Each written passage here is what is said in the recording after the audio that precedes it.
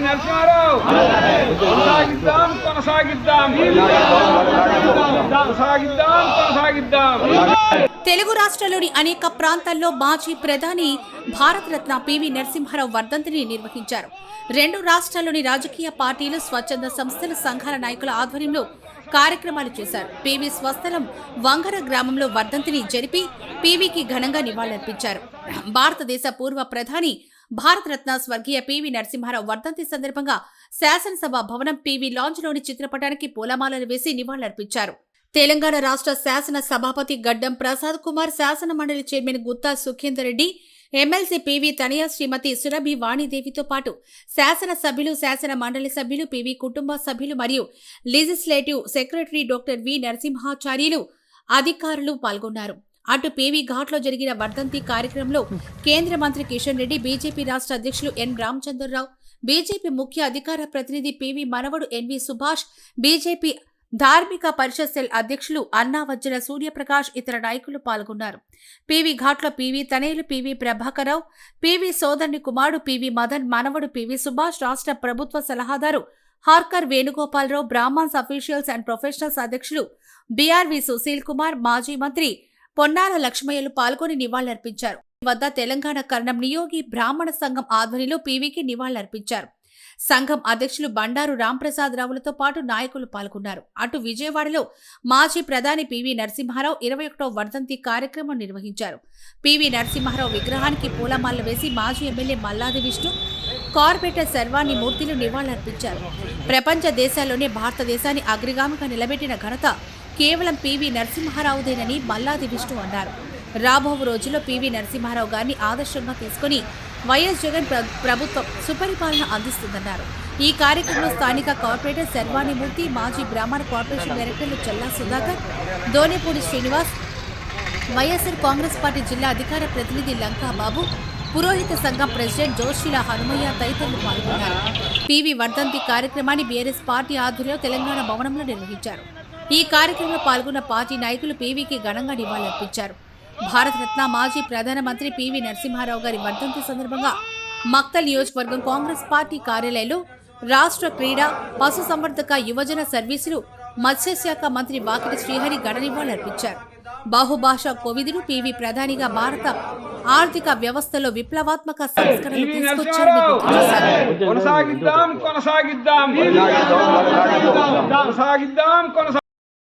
PV Narasimha Rao కొనసాగిద్దాం.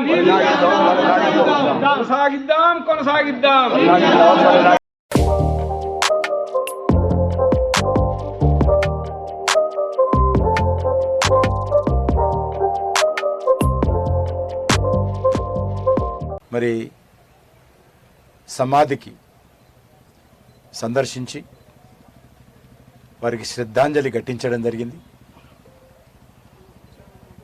దేశ రాజకీయాలలో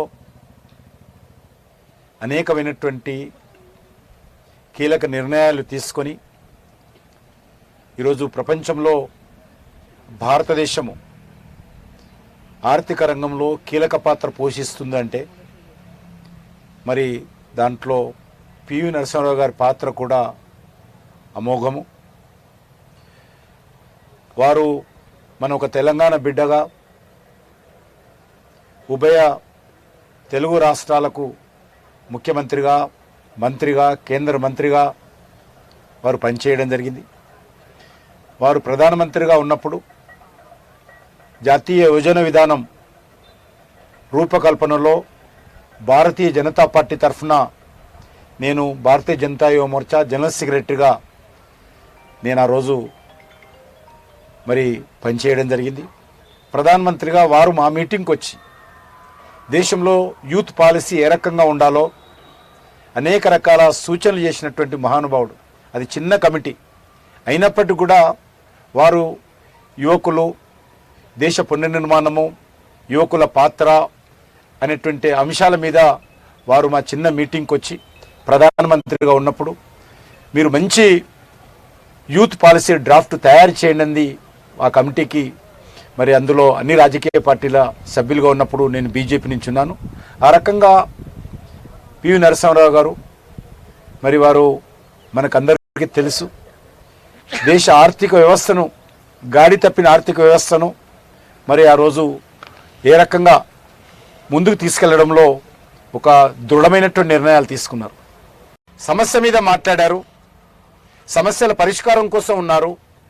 మంత్రిగా, ప్రధానమంత్రిగా మరి మాట్లాడినప్పుడు కూడా చాలా సున్నితంగా మాట్లాడేటువంటి వారు. కాబట్టి రాజకీయ నాయకులు అందరినీ కోరుతా ఉన్నాను, మీరు మరి రాజకీయాలలో అనేక రకాల దిగజారి మాట్లాడి రాజకీయాలను భ్రష్టు పట్టిస్తున్నారు కొంతమంది. అది మంచిది కాదు. అందరం కూడా పివి నరసింహారావు గారి యొక్క స్ఫూర్తితో రాజకీయాలలో వివరించాల్సిందిగా కోరుకుంటూ సెలవు తీసుకుంటున్నాను.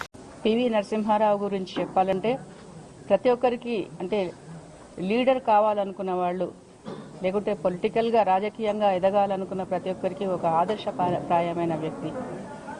ఆయన విశ్వజనీన మానవుడు. ఒక్క తెలంగాణకు మాత్రమే, లేకుంటే ఒక ఆంధ్రప్రదేశ్కు, అప్పటి అమ్మడి ఆంధ్రప్రదేశ్కు మాత్రమే, ఆ ప్రజలకు మాత్రమే పనికొచ్చే కాకుండా దేశానికి అప్పటి పరిస్థితులకే కాకుండా తరతరాలకు పనికొచ్చే సంస్కరణలు చేపట్టిన మహానుభావుడు. అన్నీ బాగుంటే చేయడంలో ఏం ప్రాబ్లం లేదు. కానీ అప్పుడున్న పరిస్థితుల్లో 91-96లో ఎప్పుడైతే ప్రధాని పదవి చేపట్టే సమయానికి దేశం ఆర్థికంగా పూర్తిగా చిక్కిపోయి ఒక ప్రమాదం అంచులో ఉన్న పరిస్థితుల్లో ఇక ఎవరికి గత్యంతరం లేదు.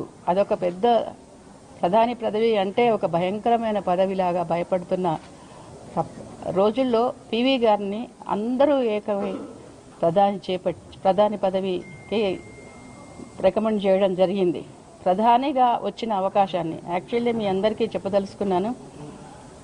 తను రాజకీయాల నుంచి విరమించుకుని, ఎక్కడి నుంచి కూడా పోటీ చేయకుండా తను రాజకీయాల నుంచి విరమించుకొని ఒక ఆశ్రమంలోకి, సన్యాసాశ్రమం తీసుకోవాలి అనుకున్న సందర్భంలో అన్నీ తయారైనవి కూడా. కానీ ఆ టైంలో రాజీవ్ గాంధీ అసాసినేషన్ తర్వాత ఒక విపత్కర పరిస్థితుల్లో ప్రధానిగా సెలెక్ట్ చేయబడిన ప్రధానిగా పివి గారు అత్యంత క్లిష్టమైన పరిస్థితి అది చెప్పడానికి అలవి కాదు. అప్పుడు ఆ కాలంలో జీవించున్న వాళ్ళందరికీ తెలుసు. అప్పుడు ఆర్థిక సంస్కరణలతోని మరి ఆ రోజు అటల్ బిహారీ వాజ్పేయి గారు ప్రతిపక్ష నాయకుడిగా ఉంటే వారి యొక్క సహకారంతో అనేకమైనటువంటి ఒక సంస్కరణలు ఈ భారతదేశం తీసుకోవడం జరిగింది. మరి కాంగ్రెస్ నాయకుడిగా ఇక్కడ ముఖ్యమంత్రిగా పనిచేసి, హెచ్ఆర్డి మినిస్టర్గా పనిచేసి, కేంద్రంలో ప్రధానమంత్రి అయిన సందర్భంగా ఈరోజు నేను కాంగ్రెస్ పార్టీని సూటుగా అడుగుతాను. గాంధీ కుటుంబంలో పుట్టిన వారికే మీ యొక్క మర్యాద దక్కుతుందా? గాంధీ ఇతర కుటుంబంలో అంటే నెహ్రూ గారి కుటుంబం, వారి కుటుంబం, గాంధీ పేరు తగిలించుకున్న ఈ కుటుంబం, ఈ నెహ్రూ, ఇందిరాగాంధీ, రాజీవ్ గాంధీ, ఇవి అన్నీ వాళ్ళ కుటుంబంలోనే ఎవరైనా ప్రధానమంత్రి చేస్తేనే వారికి ఢిల్లీలో అక్కడ రాజ్ఘాట్ దగ్గర వారికి ఈ యొక్క ఘాట్ కట్టడము అవి జరుగుతాయి. మరి పివి నరసింహారావు గారు ఆ రోజు ఢిల్లీలో కూడా అక్కడ వారికి అంత్య సంస్కారం చేయనీయకుండా ఇక్కడ హైదరాబాద్ తీసుకొని వచ్చి ఇక్కడ కూడా సరైనటువంటి పద్ధతిలో ప్రోటోకాల్ ఇవ్వకుండా ఆ రోజు జరిగిన సంఘటన అందరికీ తెలుసు. మరి ఈరోజు కూడా కాంగ్రెస్ పార్టీ అదే రకంగా ప్రవర్తిస్తుంది. మన అందరూ కూడా ఒప్పుకుంటాం ఏంటంటే రాజకీయాల్లో ఎన్ని విభేదాలు ఉన్నా ఆ రోజు ప్రతిపక్షంతో కలిసి దేశాన్ని ఒక ట్రాక్లో పెట్టడం జరిగింది. ఆర్థికమైనటువంటి సంస్కరణలతోని భారతదేశాన్ని అత్యున్నత స్థాయికి తీసుకుపోయే ప్రయత్నం వారు చేశారు.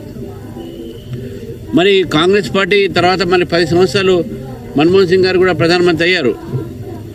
కానీ ఎప్పుడు కూడా వారికి ఏదైనా అవార్డు ఇవ్వడమో వారి మరణ అనంతరం అది కూడా ఆలోచించలేదు. కానీ భారతరత్న అనేటటువంటి అవార్డు ఈరోజు భారతీయ జనతా పార్టీ ప్రభుత్వం నరేంద్ర మోదీ గారు ఇవ్వడం జరిగింది. మరి భారతరత్న సర్దార్ వల్లభాయ్ పటేల్ గారు కానీ, అటు అంబేద్కర్ గారు కానీ, వీళ్ళందరికీ కూడా కేవలము కాంగ్రెస్ ఇతర ప్రభుత్వాలు మాత్రమే వచ్చినాయి.